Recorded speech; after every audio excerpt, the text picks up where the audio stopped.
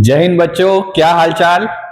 आज हम लेके आए हैं क्लास 12th ऑर्गेनिक केमिस्ट्री में एल्डिहाइड कीटोन कार्बोक्सिलिक एसिड का लेक्चर नंबर 6, जो कि है हमारा लास्ट लेक्चर इस चैप्टर का, जिसमें हम बात करने वाले हैं कार्बोक्सिलिक एसिड की केमिकल प्रॉपर्टीज के बारे में।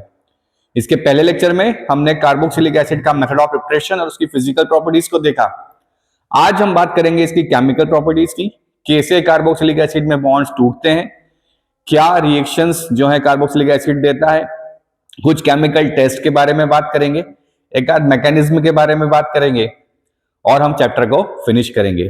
तो मेरा नाम है निखिल दुबे और आप देख रहे हैं मेरा प्यारा सा चैनल सी फॉर केमिस्ट्री। तो कॉपी और पेन निकाल लीजिए, नोट्स बनाना स्टार्ट कीजिए। तो आज का हेडिंग लगाइए chemical properties of carboxylic acid.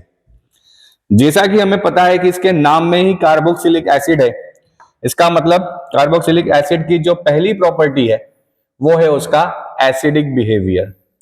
और अगर एसिडिक बिहेवियर की हम बात करेंगे तो जो बॉन्ड ब्रेक होगा वो बॉन्ड ब्रेक होगा ऑक्सीजन और हाइड्रोजन के बीच में। इसका मतलब इन सारी केमिकल रिएक्शंस में हम वो रिएक्शंस देखेंगे जहां पे कार्बोक्सिलिक एसिड क्या देता है, अपना H+ आयन देता है। तो स्टार्ट करते हैं। The carboxylic acids, like alcohol, evolve hydrogen with electropositive metals and form salts with alkalis similar to phenol. तो अल्कोहल के साथ क्या सिमिलर है कि ये कार्बोक्सिलिक एसिड जैसे अल्कोहल किसी मेटल के साथ, इलेक्ट्रोपॉजिटिव मेटल के साथ हाइड्रोजन गैस रिलीज करता है, सिमिलरली जो हमारा कार्बोक्सिलिक एसिड है वो भी किसी इलेक्ट्रोपॉजिटिव मेटल के साथ हाइड्रोजन गैस को रिलीज करता है। तो वी नो वेरी वेल कि whenever any acid reacts with metal it makes salt and release hydrogen gas. तो सिमिलर मैनर में कार्बोक्सिलिक एसिड भी सोडियम मेटल के साथ रिएक्ट करके हाइड्रोजन गैस रिलीज करता है। Second reaction, just like similar to phenol, carboxylic acid also reacts with base, and we know very well कि whenever an acid and base they react together they form salts and water, which is known as neutralization reaction. कौन सा reaction होता है? Neutralisation reaction. अब ये दोनों तो normal है, इसमें खास क्या है? इसमें खास कुछ भी नहीं है। खास जो है वो तीसरी रिएक्शन में है कि when carboxylic acid reacts with basic salt like sodium hydrogen carbonate या sodium carbonate, they gives salt and release carbon dioxide gas along with the water. अब ये जो कार्बन डाइऑक्साइड गैस रिलीज हुई है तो कैसे पता चलेगा कि जो रिलीजिंग गैस है वो कार्बन डाइऑक्साइड है? तो when this releasing carbon dioxide gas is passed from lime water, it turns lime water milky. ये लाइम वाटर को क्या कर देता है? मिल्की कर देता है। और अगर लाइम वाटर मिल्की हो जाता है इसका मतलब जो रिलीजिंग गैस है वो कौन सी है? Carbon dioxide. In the similar manner, carboxylic acid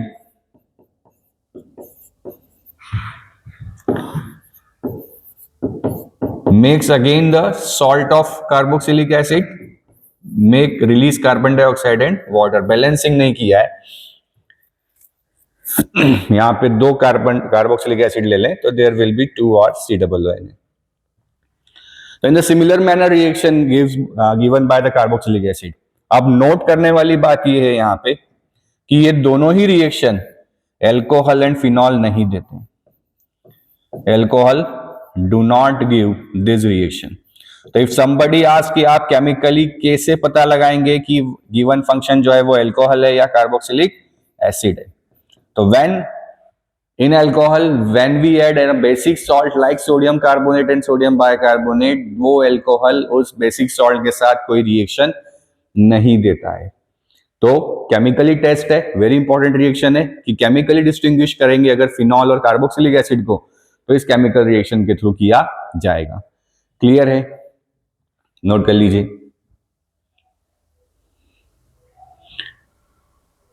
ये दोनों रिएक्शन एल्कोहल फिनॉल दोनों देते हैं, बट ये वाली रिएक्शंस नहीं देते हैं। क्लियर है? बढ़े आगे।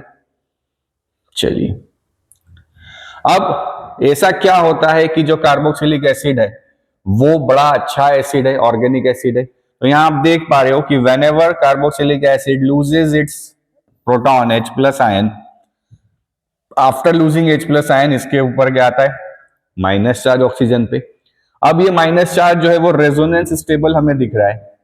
ये माइनस यहाँ पे गया डबल बॉन्ड और ये उठ के यहाँ चला गया। तो जो नेगेटिव चार्ज है, this negative charge is always appearing on between the oxygen. ये नेगेटिव चार्ज हमेशा किसके बीच में दिख रहा है? या तो इस ऑक्सीजन पे या इस ऑक्सीजन पे। ठीक है, तो during the resonance, because of the resonance, carboxylate ion is stubble after losing the H plus. इसलिए कार्बोक्सिलिक एसिड क्या करता है? बड़ी आसानी से अपना H प्लस दे देता है। क्लियर है? तो जितने ऑर्गेनिक एसिड हैं उनमें carboxylic acid is one of the strongest acid. Clear है? मतलब जो हमारे सिलेबस में है, हमारे जो चैप्टर्स में हमने पढ़े हैं, उनमें सबसे अच्छा कौन है? Carboxylic acid, because it is resonance stabilise. क्या है ये? रेजोनेंस स्टेबलाइज्ड है।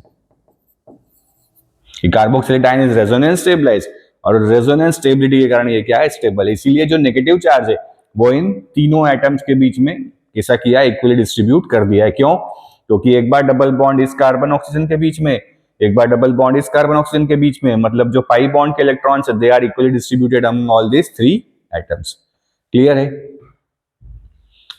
आया समझ में? चलिए,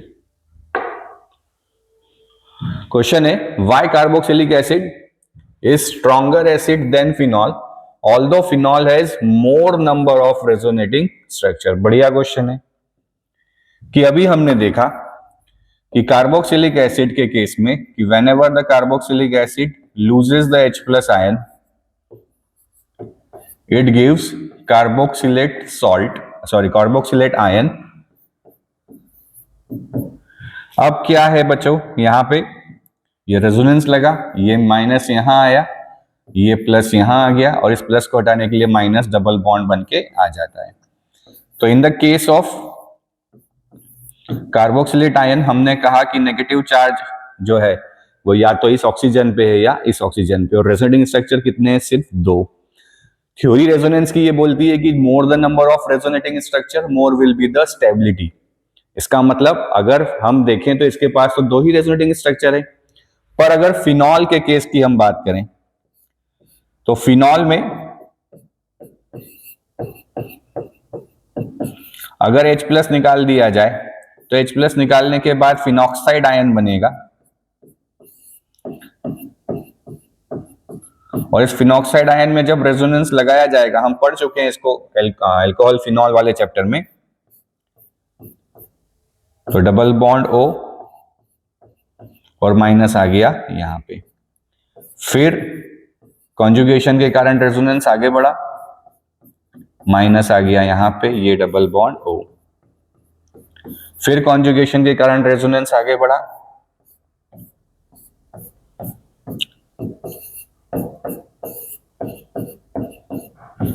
और एट लास्ट में सारे पाई बॉन्ड का डीलोकलाइजेशन हो गया,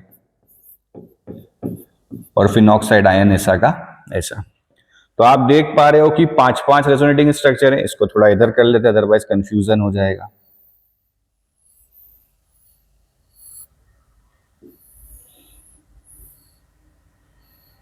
कहां ले लें? यहां ले लेते हैं थोड़ा ऊपर।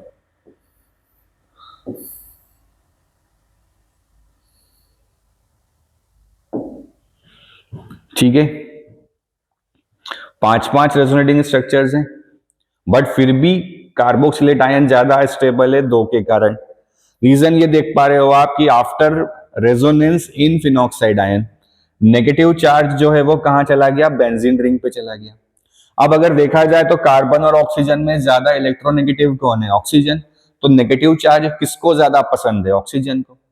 तो because in the phenoxide ion the negative charge appears on the less electronegative carbon atom, but अगर कार्बोक्सिलेट आयन में देखें तो नेगेटिव चार्ज झूल रहा है किसके बीच में? दोनों ऑक्सीजन के बीच में।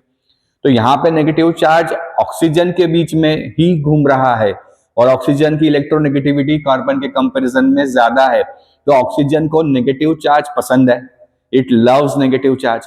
तो नेगेटिव चार्ज पसंद है और नेगेटिव चार्ज उसके पास आ रहा है, तो चाहे यहाँ पे दो रेजोनेटिंग स्ट्रक्चर है, but negative charge appears on the more electronegative oxygen is compared to the phenoxide ion where negative charge appears on the less electronegative carbon।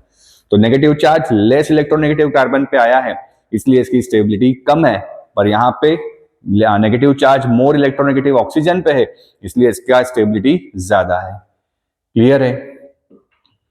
आया समझ में? बढ़े आगे।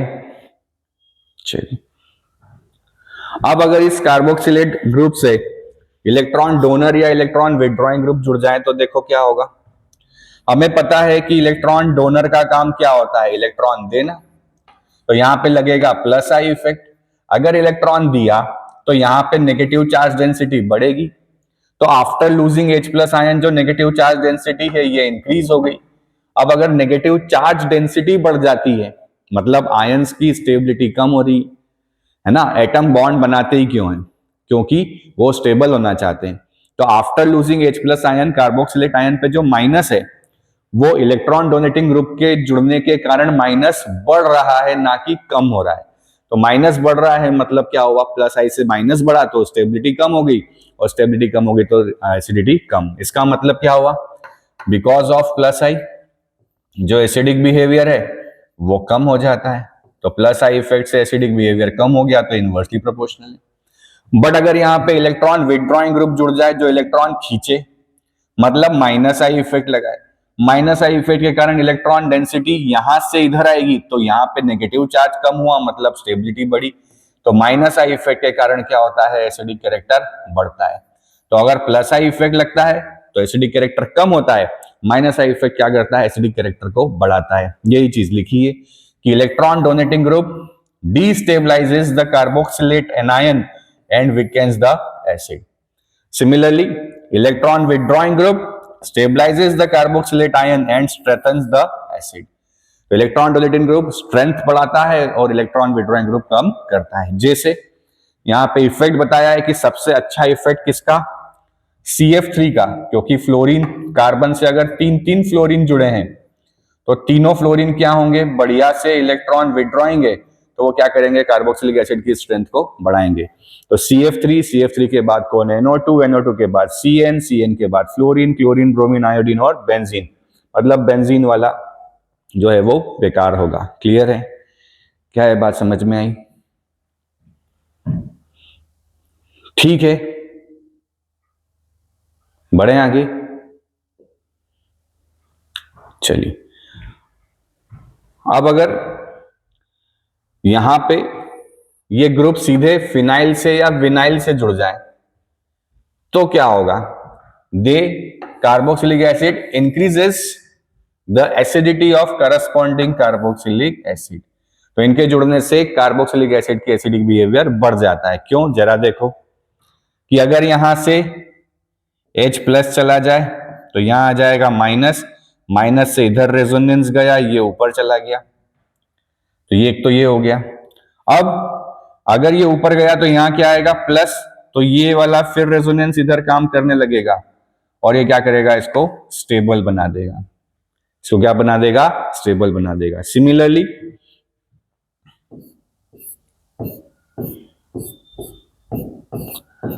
In the case of benzoic acid, यहां पे देखो ये माइनस और ये प्लस, जैसे ही यहां प्लस आएगा तो रेजोनेटिंग इफेक्ट के कारण क्या होगा, ये प्लस स्टेबल हो जाएगा।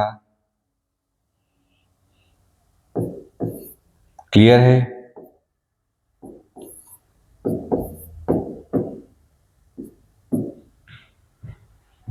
यहां क्या आ जाएगा, प्लस। तो बिकॉज ऑफ रेजोनेंस स्टेबिलिटी ये क्या होते हैं, स्टेबल होते हैं। क्या ये बात समझ में आ रही है? जैसे यहां पे ये चीज हो सकती है एक और,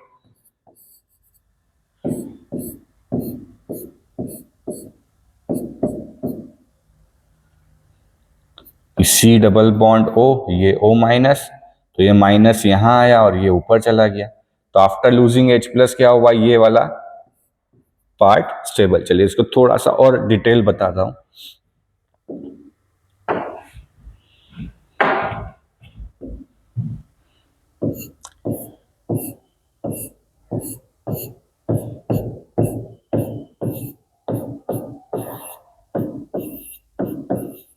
कि ये कार्बोक्सिलिक एसिड, यहां से हमने H+ निकाला,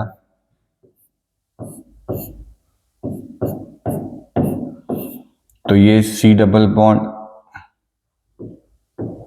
ये C डबल बॉन्ड O, यहां पे आ गया O-। अब माइनस ये इधर आएगा और ये कहां चला गया, ऊपर। तो जैसे ये हुआ तो वो ऑक्सीजन जहां से हमने H+ निकाला था, वो ऑक्सीजन का चार्ज रिमूव हो गया। देखो ये रेजोनेंस स्टेबलाइज है। अब इस स्ट्रक्चर की खास बात ये है बच्चों की यहाँ दो जगह से रेजोनेंस लग रहा है, एक तो इधर लग रहा है और एक बेंजीन भी लगा रहा है। तो ये बड़ा थोड़ा सा अच्छा टॉपिक है ना। फिर यहाँ पे जी इफेक्ट देखा जाता है कि जो ग्रुप बेंजीन से जुड़े हैं उनके कारण क्या होता है। तो वहां पे फिर ऑर्थो वाले, जहां पे बल्कि ग्रुप जुड़ जाते हैं तो ऑर्थो वाला अपने आप स्ट्रॉन्गर एसिड होता है। अब ये थोड़ा सा जेई और नीट लेवल पे है, पर बोर्ड लेवल पे हमें ध्यान रखना है कि आफ्टर लूजिंग द H+ जो है, यहाँ माइनस आया और ये माइनस रेजोनेंस स्टेबल है। क्लियर है, आया समझ में? बढ़े आगे। ठीक है, तो ओवरऑल अगर हम देखें तो क्या बन जाएगा, ओवरऑल अगर हम देखें तो क्या बनना चाहिए। ओवरऑल अगर हम देखें तो एनसीईआरटी बुक ने हमें सीधे सीधे लिख के दिया है, वो मैं लिख देता हूं यहां पे कि CF3COOH अच्छा होगा किससे, CCl3COOH से। क्यों ऐसा? क्योंकि फ्लोरीन का इलेक्ट्रोनेगेटिविटी ज्यादा है।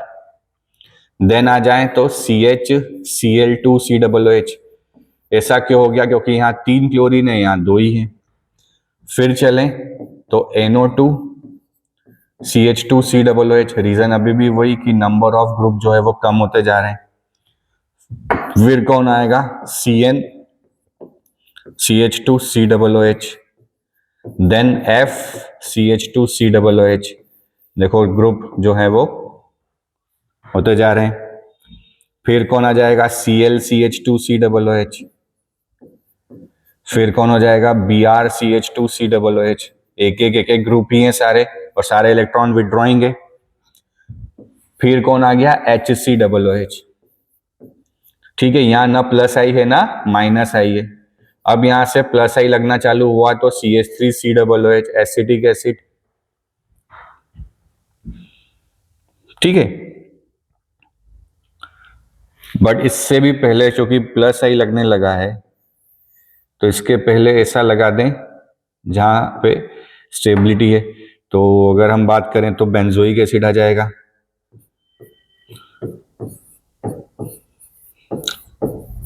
बेंजोइक एसिड में फिर यही कहानी चलाते रहे तो क्या हो जाएगा? यहाँ पे CH2COOH।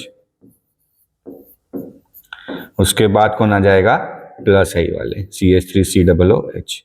तो अब यहां पे कोई पूछ ले आपसे, देखो क्वेश्चन क्या फ्रेम हो सकता है कि बेंजोइक एसिड और यहां पे दोनों में ज्यादा स्ट्रॉन्ग कौन है? तो बेंजोइक एसिड। तो रीजन क्या हो गया? रेजोनेंस स्टेबिलिटी है। फॉर्मिक एसिड और एसिडिक एसिड में पूछ ले तो यहाँ पे प्लस आई लग रहा है, प्लस आई के कारण स्टेबिलिटी कम हो रही है। बट यहाँ पे ना प्लस आई है ना माइनस आई है, no plus I and minus I. तो यहाँ पे क्यों ये ज्यादा है CF3 वाला? क्योंकि 3 इलेक्ट्रॉन विड्रॉइंग है और फ्लोरीन का इलेक्ट्रोनेगेटिविटी सबसे अच्छा, तो उसकी टेंडेंसी वैसे भी इलेक्ट्रॉन खींचने की और ज्यादा। क्लियर है? तो इस तरीके से आप क्वेश्चन को सॉल्व कर सकते हो। बढ़े आगे। अब अगर ये जो बेंजीन रिंग है यहां पे भी देख लें, यहां पे कोई इफेक्ट नहीं है। अच्छा, ये सारे इफेक्ट कौन सा लगाते हैं बच्चों? -R। क्योंकि क्या है, ये सारे पाई इलेक्ट्रॉन है तो सब कार्बोक्सिलेट आयन की टेंडेंसी क्या होगी? इलेक्ट्रॉन खींचने की। अब NO2 यहाँ पे -R के साथ साथ क्या लगा रहा है? -I लगा रहा है। और OCH3 कौन सा ग्रुप लगा रहा है? इफेक्ट लगा रहा है प्लस आई। तो प्लस आई क्या करता है? प्लस आई इफेक्ट जो है एसिडिटी को कम करता है। तो सबसे अच्छा एसिड कौन होगा? -I वाला। फिर कौन सा, ये वाला जहां पे ना कोई लेने में ना देने में, और सबसे बकवास एसिड कौन होगा, ये वाला। तो अगर बेंजीन रिंग के साथ आप देख रहे हैं तो ये चेक करते जाइए कि जो ग्रुप जुड़े हुए हैं वो इलेक्ट्रॉन डोनर हैं, विड्रॉइंग है या कैसे हैं। अगर इलेक्ट्रॉन डोनर है तो एसिडिक बिहेवियर को कम करेंगे, और विड्रॉइंग है तो एसिडिक कैरेक्टर को बढ़ा देंगे। क्लियर है, आया समझ में? तो ये पहला पार्ट जहां पे एसिडिक बिहेवियर को हमें पढ़ना होता है। सेकंड अगर हम चलें रिएक्शन, तो अगला रिएक्शन है जहां पे कार्बन और OH के बीच का बॉन्ड ब्रेक होता है। COOH में कार्बन और OH के बीच का बॉन्ड, और C डबल बॉन्ड O और OH, तो कार्बन और OH के बीच का बॉन्ड ब्रेक होगा। क्या होगा यहाँ पे? पहला है फॉर्मेशन ऑफ एनहाइड्राइड। एनहाइड्राइड के लिए we required 2 moles of acid. अब वो सेम भी हो सकते हैं और डिफर भी हो सकते हैं। रिएक्शन होती है ये मिनरल एसिड के प्रेजेंस में, कॉन्सेंट्रेटेड H2SO4, या फिर हीट किया जाता है in the presence of P2O5। तो देखो, एक तरफ से H टूटेगा, एक तरफ से OH टूटेगा, और क्या बन जाएगा? Acid and hydride. तो it will be CH3 C double bond O C double bond O CH3। नाम क्या हो जाएगा? दोनों यहां पे एसिटिक एसिड के हैं, एथेनोइक एसिड, एथेनोइड, इसका नाम हो जाएगा di ethanoic anhydride. Di ethanoic anhydride, दोनों एथेनोइक एसिड में से वाटर निकाला, इसलिए डाई एथेनोइक एनहाइड्राइड। बट अगर यहां पे ऐसा हो जाता कि एक हो जाता एथेनोइक एसिड, एक हो जाता methanoic acid,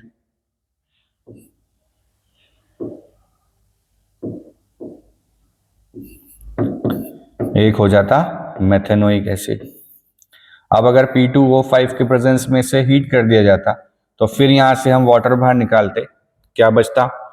CH3 C double bond O C double bond O H। नाम हो जाता है इसका एथेनोइक मेथेनोइक एनहाइड्राइड। एक एथेनोइक एसिड का है, एक मेथेनोइक एसिड का है, तो नाम क्या हो जाता है? Ethanoic methanoic anhydride. क्लियर है? तो जो 2 कार्बोक्सिलिक आप एसिड लोगे उनके में से वाटर निकाल दोगे तो उनके एसिड के नाम के आगे क्या लगा देना है? एनहाइड्राइड। ठीक है, बढ़े आगे, आया समझ में? चलिए अगली रिएक्शन देखते हैं, एस्ट्रिफिकेशन। ये तो आप पढ़ के ही आते हो यार, क्लास 12th में। क्या होता है रिएक्शन? कि when alcohol reacts with carboxylic acid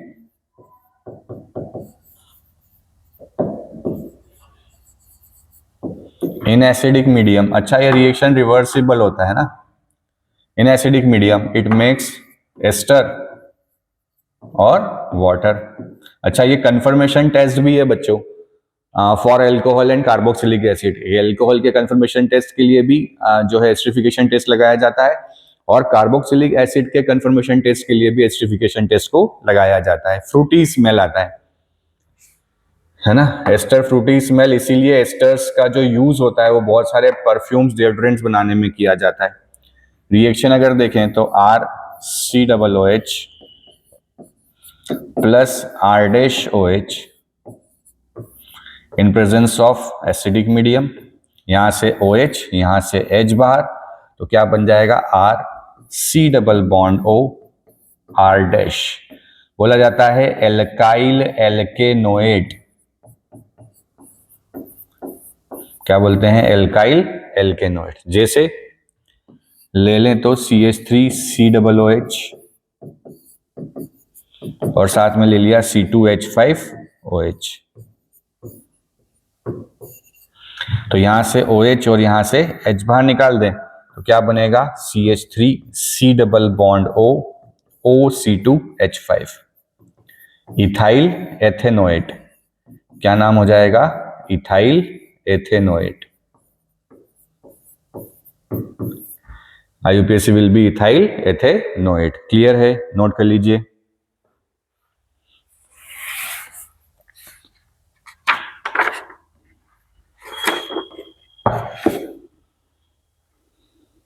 बढ़े आगे।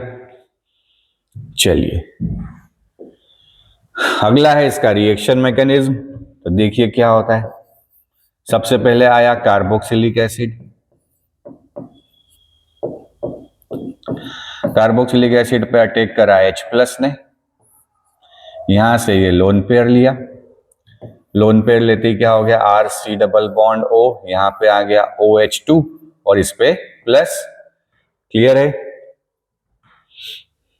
क्या ये बात समझ में आई?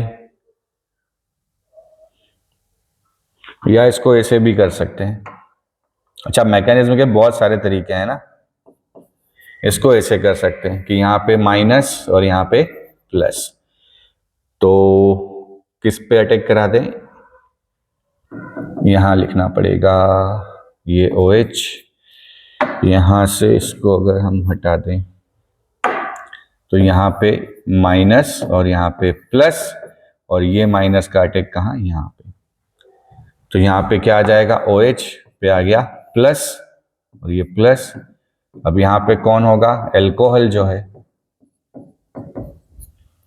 It will attack from this side to the carbon. तो क्या हो जाएगा, RC डबल बॉन्ड OH, यहाँ पे OH, ये प्लस और कौन आ गया, एल्कोहल। क्लियर है?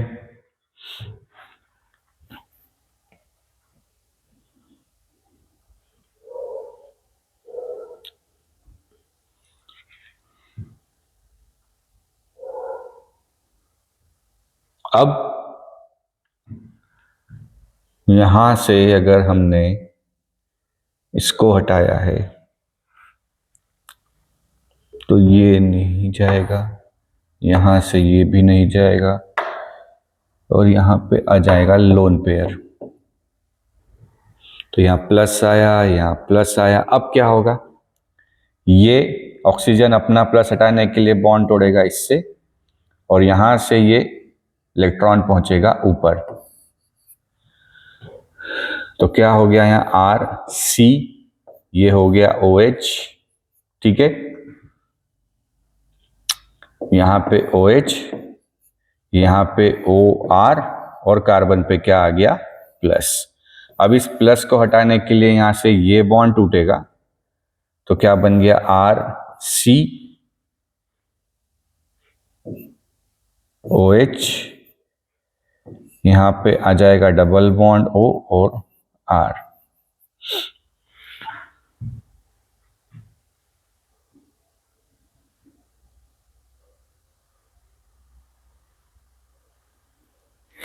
अब हमें निकालना है इसको, कुछ गड़बड़ हो रहा है, तो फिर से करते हैं।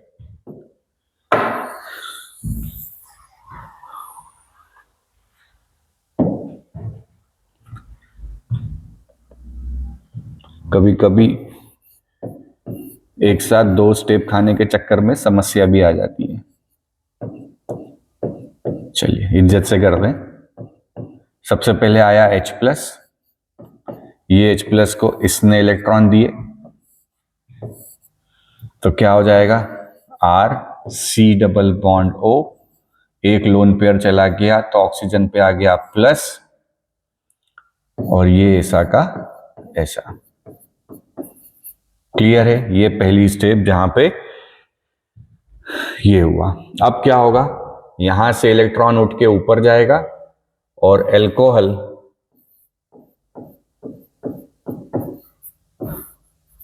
ऑक्सीजन तरफ से यहां अटैक करेगा। तो देखो RC, ये इलेक्ट्रॉन पहुंच के ऊपर गया, तो क्या हो जाएगा यहाँ पे, माइनस, तो माइनस हट गया, मतलब प्लस हट गया। ये OH यहां से ऊपर गया था तो यहाँ प्लस आया था, अब इस प्लस पे कौन कर रहा है, ऑक्सीजन अटैक कर रहा है, तो यहाँ पे ये OH ऐसा का ऐसा, और यहाँ पे ये ऑक्सीजन आया OH, और यहाँ पे आ गया R।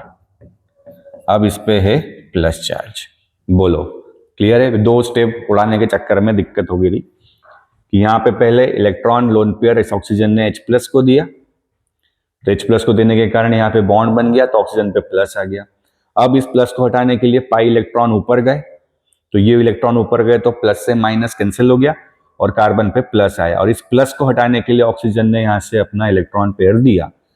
तो यहाँ इलेक्ट्रॉन पेयर देके कार्बन का प्लस खत्म, ऑक्सीजन का प्लस खत्म, और पर एल्कोहल के ऑक्सीजन पे क्या आ गया, प्लस आ गया। क्लियर है, इतना समझ में आया। अब देखो क्या होगा। अब वो एल्कोहल क्या चाहता है, वो एल्कोहल चाहता है कि मेरा प्लस क्या हो जाए, खत्म हो जाए। ठीक है, तो कैसे करेगा, बट ऑब्वियसली यहां से क्या होगा, बॉन्ड टूटेगा। तो क्या आ गया, आर सी ओ एच, यहां पे ओ एच, और यहां पे क्या आ गया, ओ आर। ठीक है, माइनस क्या हो गया, एच प्लस। एक कार्बन पे कभी भी दो ओ एच नहीं होते, तो इमीडिएटली कौन बाहर निकल जाएगा, वाटर। तो यहाँ पे माइनस H2O, तो क्या हो जाएगा, R C double bond O और O R, ये बन गया हमारा एस्टर। क्लियर है,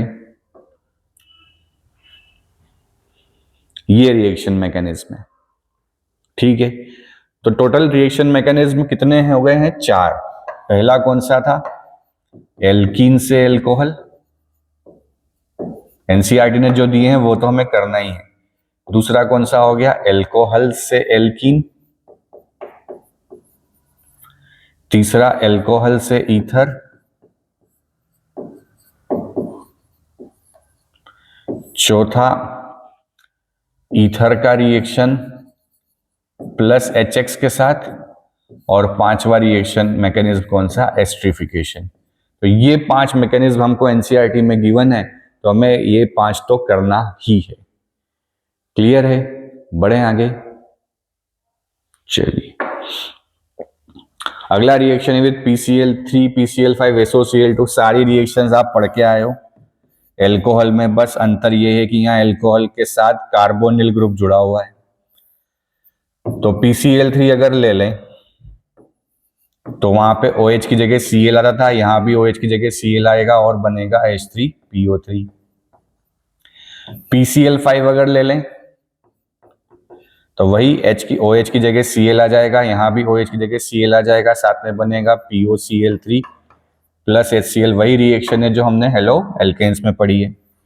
SOCl2 ले लें, सबसे अच्छी मेथड डार्जन्स मेथड, तो RCOCl plus SO2 plus HCl।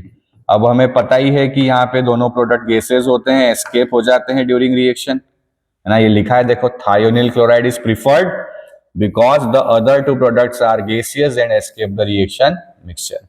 तो सेम टू सेम है, बस एल्कोहल की जगह कार्बोनिल ग्रुप बीच में जुड़ गया है, तो कार्बोनिल जैसा जुड़ा है वैसा का वैसा रहने दिया, बाकी सेम रिएक्शन है।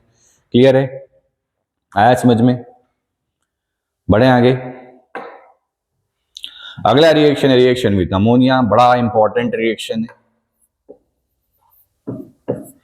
देखो क्या होता है, RCOOH प्लस अमोनिया NH3।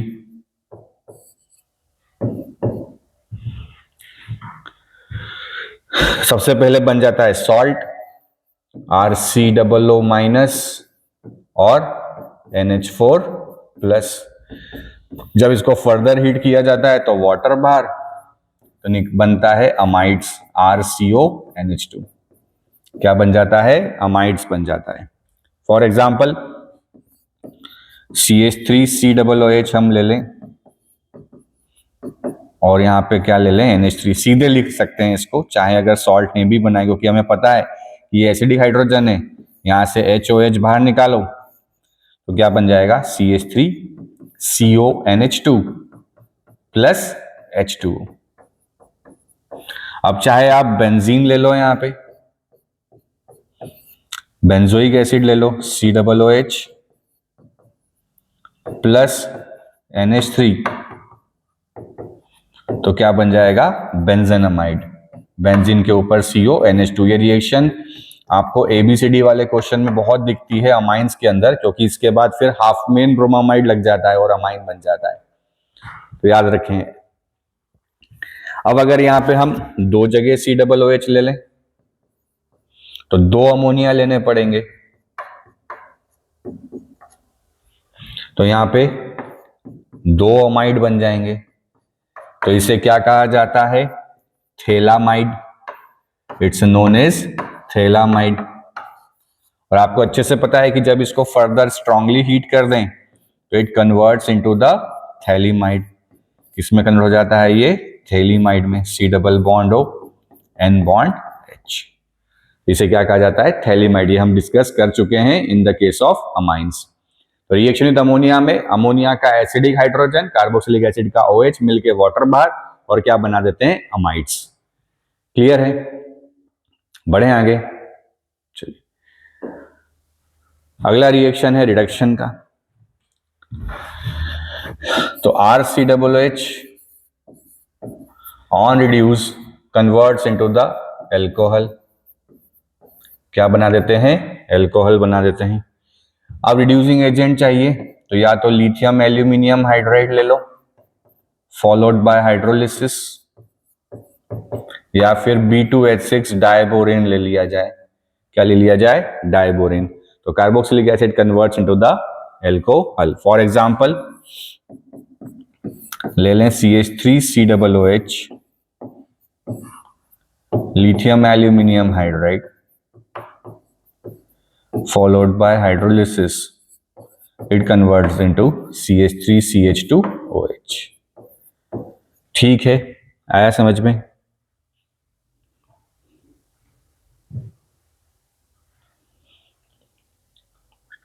याद रखने वाली बात है कि जो सोडियम बोरोहाइड्राइड है NaBH4 do not reduce carboxyl group. ये कार्बोक्सिल ग्रुप को रिड्यूस नहीं कर सकता। सिमिलरली जो डायबोरेन है B2H6 do not reduce nitro ester, है ना, नाइट्रो एस्टर और ले लें हेलो, इनको रिड्यूस नहीं कर सकता। ध्यान रखने वाली बात है कि NaBH4 do not reduce carboxyl group और diborane do not reduce nitro group, ester group, ester group, halo group etcetera. तो सिर्फ किसका कार्बोक्सिलिक एसिड में ही यूज होता है? कौन? B2H6। क्लियर है? बढ़े आगे। चलिए, तो यहां पे अब रिएक्शंस कौन सी टूटने वाली है? सारी COOH वाली। आगे बढ़े। अगली है डी कार्बोक्सिलेशन। सब आप क्लास 11th में पढ़ के आए हो। डी कार्बोक्सिलेशन कि take sodium salt of carboxylate ion, reaction होता है सोडा लाइम के साथ NaOH और CaO। CaO को कहा जाता है क्विक लाइम, NaOH को कहा जाता है कास्टिक सोडा। तो यहां से Na2CO3 बाहर, C तो छूट गया, यहां से Na2CO3 बाहर और आता है RH। याद रखें ये मीथेन बनाने की बड़ी फेमस मेथड है। मीथेन बहुत कम मेथड से बनाया जाता है, तो इस मेथड से मीथेन को बनाया जा सकता है। ऐसे एग्जांपल ले लें कि CH3COONA रिएक्शन करा दिया जाए NaOH का, in presence of CaO heat किया जाता है, 3:1 में सोडा लाइम को लिया जाता है। तो यहां से Na2CO3 बाहर और क्या बना? Methane CH4 plus Na2CO3। तो मीथेन बनाने का बड़ा फेमस मेथड है, क्योंकि एल्केन्स के मेथड ऑफ प्रिपरेशन में मोस्टली सिमेट्रिकल बनते हैं। क्लियर है? बढ़े आगे। अगला है कोल्बे इलेक्ट्रोलिसिस। ये फिर क्लास 11 का रिएक्शन है कि take the 2 molecules of sodium acetate. Electrolysis का मतलब वाटर से रिएक्शन कराया जाता है, तो बनता है इथेन, साथ में रिलीज होता है CO2 गैस और हाइड्रोजन गैस और NaOH। क्लास 11th में हमने इसको पढ़ चुके हैं। बढ़े आगे। नेक्स्ट है substitution reaction in the hydrocarbon part. बड़ा इंपॉर्टेंट रिएक्शन है, नाम है रिएक्शन का HVZ रिएक्शन, हेल-वोलार्ड-ज़ेलेंस्की। क्या बोलते हैं? हेल-वोलार्ड-ज़ेलेंस्की। क्या होता है इस रिएक्शन में कि RCH2 COOH रेड फॉस्फोरस ले लिया जाता है, X2 में क्लोरीन ब्रोमीन कुछ भी ले लें। इस रिएक्शन को अल्फा हेलो सब्स्टिट्यूशन भी कहा जाता है।